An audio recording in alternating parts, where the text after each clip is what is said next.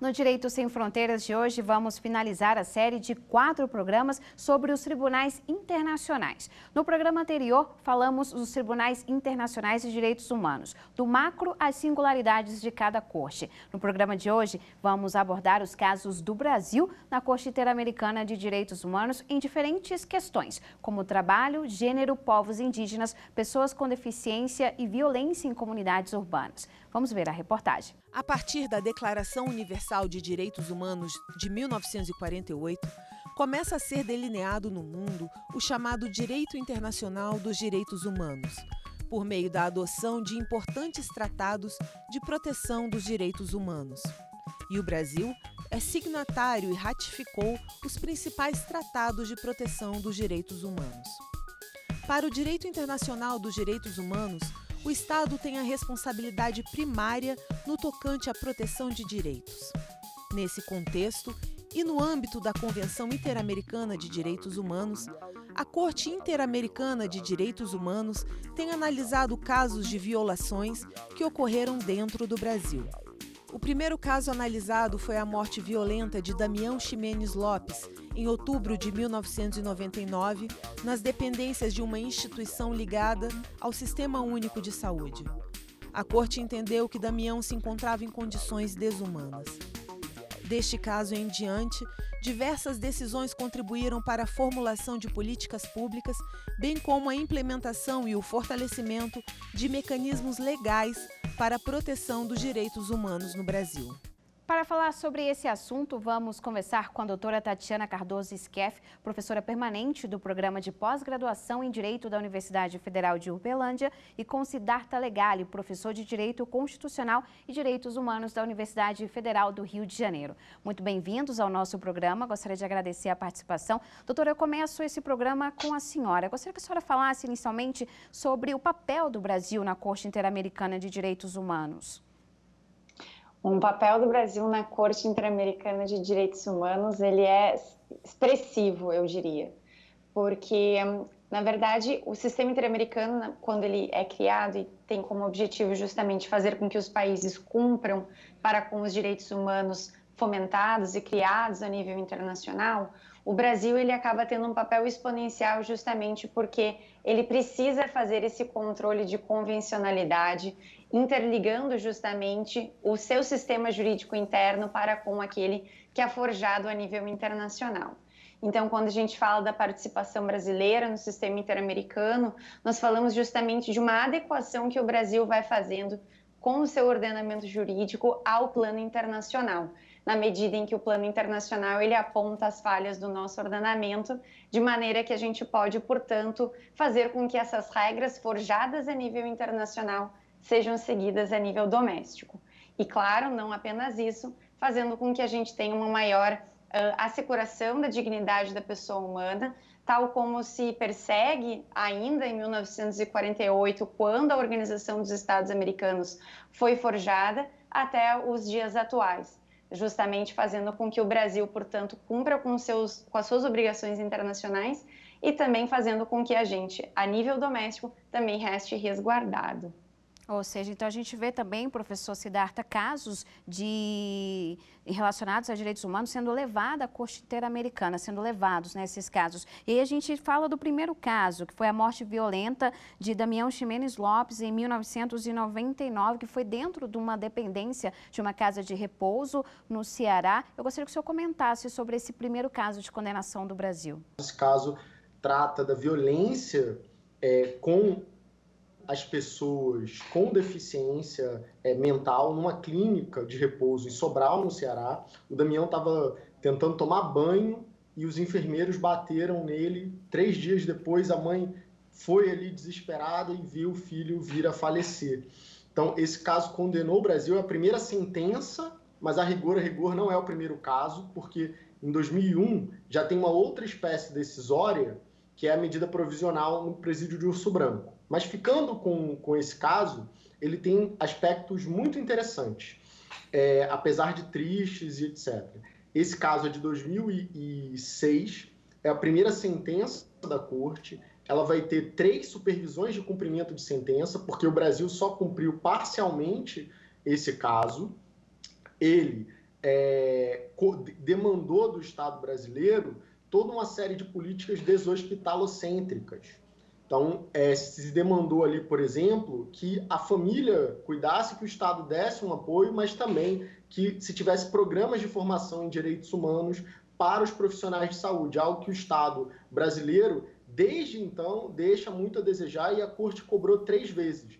A última supervisão de cumprimento de sentença é do ano de 2010. Então, há mais de 10 anos, apesar do cumprimento parcial, que para mim é descumprimento, não há uma movimentação no site da Corte. Então, esse caso é uma metonímia de um todo, ele é representativo de todo um grupo. Se no primeiro momento a gente teve uma mudança na legislação nesse sentido, e um avanço e aporte de recursos, hoje, com o quadro da pandemia, isso tende a se agravar, vem se criticando bastante. Então, o caso Damião não é só o caso do Damião, é o caso para reflexão das políticas públicas para a pessoa com deficiência que a gente gostaria de ter no Brasil, para ter um Brasil mais plural para todo mundo. Então, um pouco isso. Ou seja, professora Tatiana, a gente vê então que questões internas do Brasil, de discussão, inclusive de legislação, são levadas à Corte Interamericana. Um outro tema que eu gostaria que a senhora citasse agora foi de um outro caso que também foi analisado pela Corte Interamericana, que trata aí de escutas telefônicas relacionada também a trabalhadores rurais. Eu gostaria que a senhora comentasse sobre este caso que a Corte também analisou. Perfeito. Esse é um caso bastante interessante que ocorre no Paraná. Na verdade, nós temos 2 casos envolvendo o estado do Paraná e também em relação a agricultores, os quais se referem não só a escutas telefônicas, que é o caso paradigma para direitos privados, particulares, no âmbito do sistema interamericano, tendo sido o primeiro da sua natureza a ser julgado, mas também um outro caso que diz respeito a um homicídio realizado também contra agricultores, contra pessoas, no caso, que estavam reivindicando ali uma melhor distribuição de terras no país. Esses 2 casos, eles de certa forma são interligados na medida em que eles dizem respeito justamente à preservação dos direitos particulares das pessoas, não apenas à propriedade, mas também à vida privada, né? Esse caso de escutas telefônicas, ele foi alçado ao sistema interamericano justamente por uma questão de ilegalidade no que diz respeito às escutas que foram realizadas, porque houve justamente uma medida em que não havia sido proferido de maneira correta as escutas telefônicas a nível doméstico, de modo que essas escutas, justamente por terem sido desenvolvidas e por terem sido implementadas, fazem com que se saiba de antemão aonde essas pessoas estariam fazendo esse agrupamento para justamente reivindicar o seu direito à terra, enfim, a revisão dessa política brasileira, e de modo que isso fez com que, na medida em que se sabe aonde esses indivíduos estarão situados, faz com que se haja uma série de movimentos para expulsar essas pessoas dessas terras, enfim, que estavam sendo adentradas justamente para reivindicar esse direito. E é muito interessante, pois esse mesmo caso do sistema interamericano, essa mesma juíza também acaba fazendo com que, nesse outro caso de homicídio, também envolvendo o estado do Paraná e movimentos, no caso de terra, de reivindicação de terra no país, façam com que a gente tenha de novo um outro caso, justamente por um homicídio de uma pessoa que não foi investigado, não teve, então, o processo penal movimentado a nível interno. O que é a grande falha do Brasil no sistema interamericano. Fazer com que a gente tenha a persecução, não só criminal, mas também em outras áreas, por exemplo, trabalhista e civil, o que faz com que a gente tenha também uma demora injustificada dos processos, sendo em sua grande maioria as decisões contrárias ao Brasil no sistema interamericano, tocando nesse episódio. E, professor, a gente está falando de decisões da Corte que acabam perpassando também a nossa história. E aqui eu gostaria que a gente falasse sobre a guerrilha do Araguaia. O Brasil também foi condenado pela Corte Interamericana por detenção arbitrária, tortura e também o desaparecimento forçado de 70 pessoas. E a gente vê que o Brasil foi condenado especificamente nessa guerrilha do Araguaia, que vai influenciar a discussão dessa condenação, influencia, por exemplo, a criação da Comissão da Verdade. Qual foi o impacto, então, dessa discussão aqui no Brasil? Em termos especificamente jurídicos, esse caso envolve a declaração de uma lei de anistia ser incompatível com a Convenção Americana de Direitos Humanos. Esse não é um caso isolado, há outros casos em que a Corte Interamericana declarou essa invalidade, mas essa é uma operação lógica que se chama no direito internacional de controle de convencionalidade, ou seja, verificar a compatibilidade entre a lei e a convenção. Isso não é algo usual no direito internacional. Então, é um fato raro você declarar isso. A primeira vez que isso foi feito foi no caso Bairros Altos versus Peru. Até então, o que os internacionalistas fazem é dizer que uma lei que conflite com o direito interno não pode existir. Agora, a maneira como essa incompatibilidade vai ser sanada pode ser variada. Pode ser denunciando ou se desvinculando da convenção ou modificando essa legislação no plano interno, que é o artigo da Convenção de Viena de Direito dos Tratados. E essa convenção americana, ela é parâmetro de validade, sim. Tanto que, nesse caso, tem um voto concorrente muito interessante do ex-presidente da Corte, o juiz Roberto Caldas, que ele chama a Convenção Americana de Direitos Humanos de uma Constituição transnacional dos direitos humanos. Eu cheguei a dar um curso no curso de Direito Internacional da Organização dos Estados Americanos, onde a gente publicou em 2019, chamando a Convenção Americana de uma Constituição Interamericana.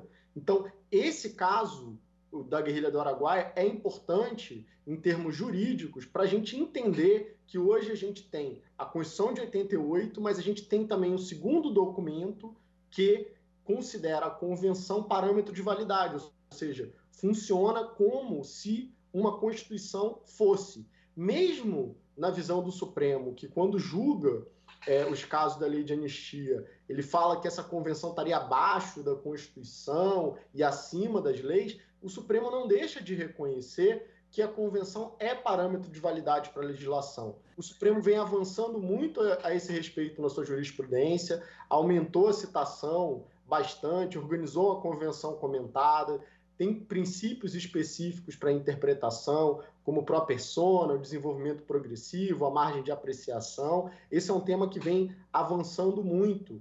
Então, para além do debate da lei de anistia em termos históricos, em termos de justiça de transição, de memória e verdade, esse caso é importante, na minha análise também, para um processo de constitucionalização do sistema interamericano e de internacionalização do nosso sistema de direitos e garantias fundamentais. Bom, e já a gente fala de outros casos envolvendo o Brasil, porque agora a gente faz um rápido intervalo e na volta continuamos a falar mais sobre os tribunais internacionais de direitos humanos. O Direito Sem Fronteiras volta já.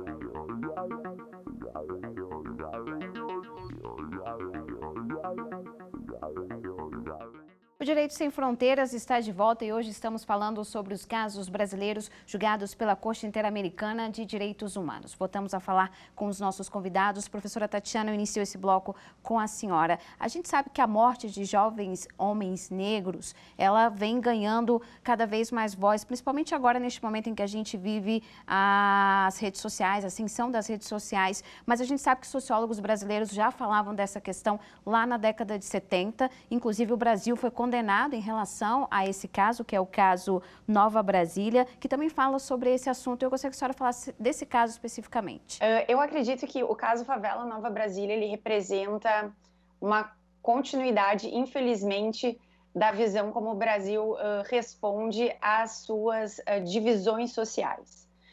Veja que o caso Favela Nova Brasília, ele retrata justamente a morte de 26 habitantes ou moradores de uma comunidade do Complexo do Alemão, no Rio de Janeiro, o qual nós vamos visualizar ali não só tortura, tratamento cruel, desumano e degradante, mas também homicídio de pessoas oriundas, não só afrodescendentes, mas também oriundas dessa parcela da população, a qual é a parcela de baixa renda.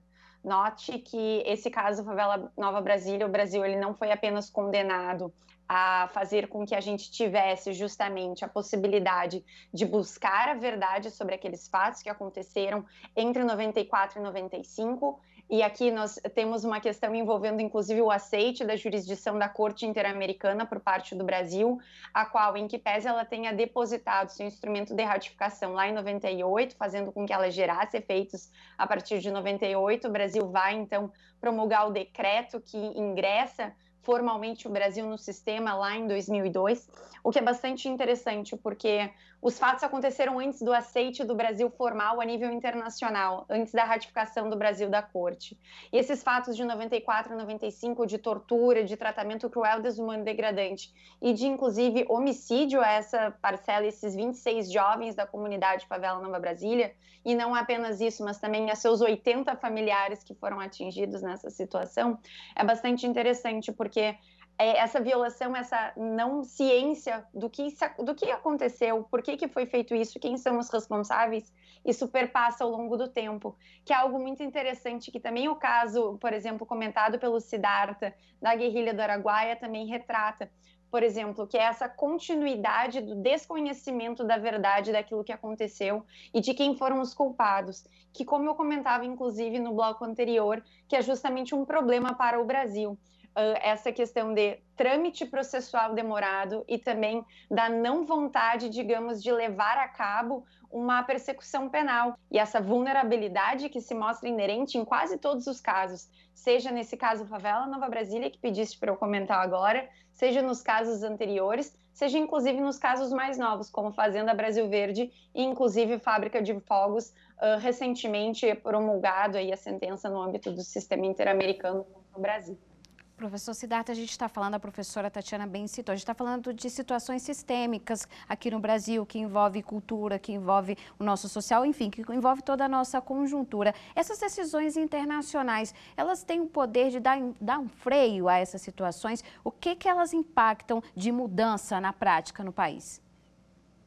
Bom, elas sim têm esse poder de transformação, e aqui é importante dizer não só que a Constituição de 88, no artigo 2º e no artigo 5º, parágrafo 2º e 3º, identificam esses tratados com status constitucional, mas também o esquecido artigo 7º do Ato das Disposições Constitucionais Transitórias fala que o Brasil vai propugnar por um tribunal de direitos humanos, e esse tribunal é a Corte Interamericana. Essas condenações têm um aspecto dialógico, de fiscalização e cobrança muito importante. Numa radiografia do ciclo de casos brasileiros, como a professora Tatiana Skeff bem falou, ela se divide nesse ciclo de casos em 2 eixos principais. Geralmente, as medidas provisionais tratam da questão de presídios, de unidade de internação de menores, da pessoa com deficiência nesses hospitais. Então, tem um primeiro grupo que são pessoas privadas de liberdade de alguma maneira. E tem um segundo grupo de casos, que são as sentenças, que envolvem grupos vulnerabilizados. Então, o ciclo de casos brasileiros é muito importante porque ele dá sentido e direção a essa jurisprudência. Há grupos que muitas vezes não encontram voz nas instâncias majoritárias, no executivo e no legislativo, seja qual for o governo. Enfim, de 88 para cá, há problemas generalizados, não é uma questão do governo atual, isso é um problema que perpassa todos os governos, porque é um problema estrutural, como a professora Tatiana bem retratou, do Estado brasileiro. E aí, nesse sentido, o que a gente observa? Em geral, os Estados e o Estado brasileiro têm cumprido a parte da indenização pecuniária, como se fala no jargão jurídico, quer dizer, você tem pago o dinheiro, a indenização às vítimas. Só que, para além disso, tem questões muito mais complexas, que é a condenação das medidas não pecuniárias, até porque a violência sistêmica que sofre a população é muito grande. Então, meramente pagar em dinheiro não vai resolver a questão. É preciso se construir uma política pública. E aí, por isso que, geralmente, o cumprimento é parcial, porque é muito difícil você fazer uma política pública. Tipo, a primeira sentença da Corte, a primeira medida provisional da Corte, para vocês terem uma ideia, o Urso Branco, chegou a determinar a construção de outro presídio na cidade de Ariquemes, que é vizinha à cidade onde o presídio de Urso Branco ficava. E essa construção reduziu a superlotação. Agora, levou 10 anos a Corte emitindo ano a ano uma nova medida provisional e cobrando o governo de fazer isso. Isso é algo, esse instituto da reiteração da medida provisional, da supervisão de cumprimento de sentença, é algo extremamente inovador, pouco estudado pelos processualistas e pelos constitucionalistas, mas que tem um potencial transformador da realidade imenso, como gerar políticas deshospitalocêntricas, novas leis foram aprovadas no caso da União, ou até mesmo obrigar o Estado a construir outro presídio. Então, tem impacto concreto e real na vida das pessoas para pegar esses dois casos. Agora, é claro que tem um problema que é sociológico, como a Tatiana falou, que é político, que é estrutural. Por exemplo, como que a gente iria contribuir para diminuir o racismo, que é estrutural e sistêmico, como sempre falo para o professor Silvio Almeida, no Brasil, por exemplo, em relação às operações, como no caso Favela Nova Brasília, ou em inúmeros outros casos de violência policial que envolve o Brasil. A gente tem 7 casos na Corte de pessoas privadas de liberdade, tem uma audiência pública em curso para debater o tema. Infelizmente, a Corte Interamericana não pontuou essa questão do racismo estrutural e institucional, é algo que nossa clínica vem criticando, por mais que a gente admire o trabalho da Corte, e é super importante para o Brasil, a gente quer que ela avance ainda mais. Se a gente vai na comissão, a gente tem 30 casos de violência policial que, em geral, envolve a população negra. Um George Floyd por dia, por exemplo, o caso Wallace Almeida, dessas operações e essa violência policial que assassinou esse jovem. Então, é um pouco isso. E, professora Tatiana, nessa construção de política pública que o professor Siddhartha está citando, a gente pode citar um exemplo de uma construção que a gente avançou, que é em relação à Lei Maria da Penha. A gente pode dizer que a intervenção da Corte para a criação dos mecanismos que hoje o Brasil tem de proteção e de combate à violência doméstica vem desse trabalho que também a Corte fez? É importante apenas salientar que não foi a Corte Interamericana, mas sim a Comissão Interamericana, no caso da Maria da Penha, que acabou atuando. Pois veja que no Sistema Interamericano de Proteção de Direitos Humanos, nós temos um sistema bifásico, em que a pessoa, ou grupo de pessoas, ou pessoas representadas, fazem, então, uma petição à Comissão Interamericana e caso o caso não venha a ser solucionado no âmbito da Comissão Interamericana, então a própria comissão ela pode alçar o caso à Corte Interamericana. O caso da Maria da Penha ele é muito interessante porque ele é um caso, pelo menos, de sucesso da Comissão Interamericana, em que a gente não tem o processo sendo levado ainda para a Corte, porque nós tivemos um, entre aspas, final feliz no âmbito da comissão. Eu digo, entre aspas, um final feliz, por quê? Porque, obviamente, que no sistema brasileiro são diversos os casos, né? Como o professor Siddhartha falava, são os casos de racismo, são os casos, por exemplo, de violência policial e também são os casos de outros grupos vulneráveis, como também, por exemplo, é o caso da mulher. Mas o caso Maria da Penha, portanto, ele acaba sendo interessante, pois no relatório da Comissão Interamericana, em que ela indica as medidas que o Brasil deveria adotar como forma, então, de evitar um novo tipo de violência, tal como Maria da Penha por 2 vezes sofreu em relação ao seu marido, 2 tentativas de homicídio, é bastante interessante. Por quê? Porque uma delas foi justamente da criação de mecanismos que evitassem, por exemplo, a violência contra a mulher. Tal como, por exemplo, no próprio caso citado pelo professor Siddhartha, que é o do Damião Ximenes Lopes, que nós tivemos diversas políticas sendo aprovadas no âmbito de, por exemplo, ensino para as pessoas que lidam com pessoas com deficiência, enfim, são hospitalizadas, são tratadas no âmbito do sistema público de saúde, a gente também vê políticas daqui sendo criadas no âmbito brasileiro, no caso da Maria da Penha, no âmbito da comissão. porque ali, por exemplo, nasce um movimento no âmbito do próprio legislativo brasileiro. Então, no âmbito do legislativo brasileiro, digamos, tensionada por esse relatório do âmbito da Comissão Interamericana, se promove, então, se projeta, se faz um projeto de lei, o qual viria a dar origem à Lei Maria da Penha, que teve esse nome justamente como uma forma também de fazer com que a Maria da Penha tivesse, digamos, uma memória reparada, né? No caso da Maria da Penha, houve a promulgação de uma lei, portanto, na qual impede que a gente tenha novas situações, as quais levaram, por exemplo, a Maria da Penha a tentar por 2 vezes ter sido, né, enfim, vitimada pelo seu esposo.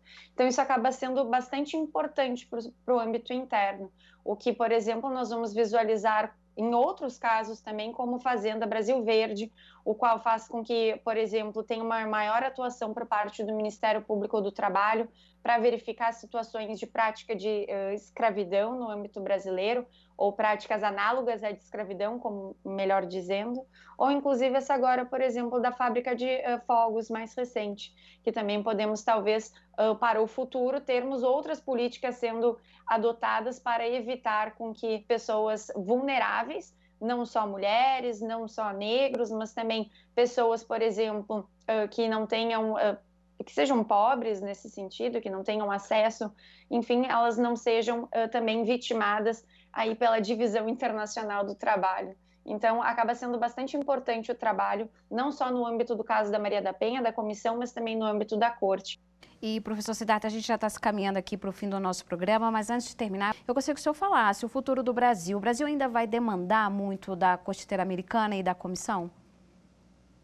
Olha, sem dúvida, esse é um tema até que eu tenho me dedicado bastante. A gente está organizando uma coletânea com a vice-presidente da Comissão Interamericana, a professora Flávia Piovesan, sobre todos os casos do Brasil na Comissão Interamericana. A gente estima, porque o primeiro relatório é sigiloso, com a ideia de resolver de forma consensual, dialogada, e o segundo relatório é público. Então, assim, pelas estatísticas da própria comissão, o Brasil tem mais de 1.000 casos lá. Agora, no buscador que foi criado em 2020, a gente só consegue localizar alguma coisa pública em cerca de 135, mais ou menos. Então, assim, o potencial de litigância estratégica em direitos humanos envolvendo o Brasil é enorme, como a gente pode ver, porque tem esse iceberg de informação. 130 está visível e mais de 1.000 não estão. Agora, tem outros casos que são mais complexos e que eu gostaria até de dar um destaque, que é o caso Rosa Maria Margarida Alves, que envolveu o assassinato de uma líder sindical que desencadeou a Marcha das Margaridas. Esse caso, para mim, é muito representativo disso, porque essa marcha dessas mulheres reivindicando a maior participação no sindicato, nos espaços de trabalho, lutando contra essas opressões e de forma concreta, entregando a cada início de cada novo governo, seja quem for, uma agenda, isso é muito importante. Então, essa participação da população e dos movimentos sociais, dialogando com a comissão, com a corte, com o Estado brasileiro, é fundamental para a gente construir não só um Estado que respeite as leis e a Constituição, mas também que respeite a Convenção Americana. Então, tanto que hoje os autores de direitos humanos vêm falando numa transformação de um Estado constitucional de direito para um Estado convencional de direito, justamente que respeite essa Convenção e esses direitos humanos. Mas isso é preciso pensar em termos não só de uma decisão judicial que condene, porque se ela condenou, ainda que resolva na comissão espontaneamente, já houve a violação. Se ela acontecer, o ideal é que a gente tente reparar por meio dessas políticas públicas para voltar ao máximo possível ao status anterior à violação. Agora, nem sempre esse retorno é possível. Quando uma pessoa morreu, quando a pessoa foi brutalmente violentada em sua integridade, como a Maria da Penha. Então, assim, no caso da Rosa Maria Margarida Alves, nada vai trazer ela de volta.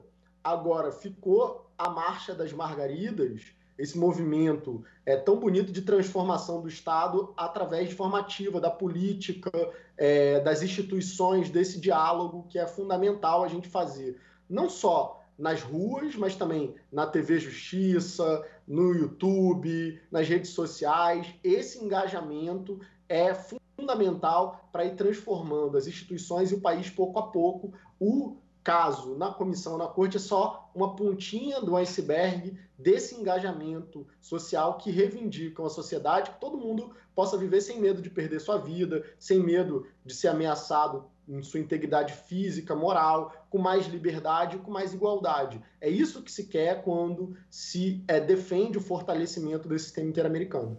Engajamento muito necessário, mas é uma pena, o nosso programa chegou ao fim. Eu agradeço aos nossos convidados, Tatiana Cardoso Skeff, Siddhartha Legari, e também a você que nos acompanhou. Veja a nossa programação no site da TV Justiça e também no nosso canal no YouTube. Nosso e-mail é direitosemfronteiras@stf.jus.br. Um abraço e até a próxima.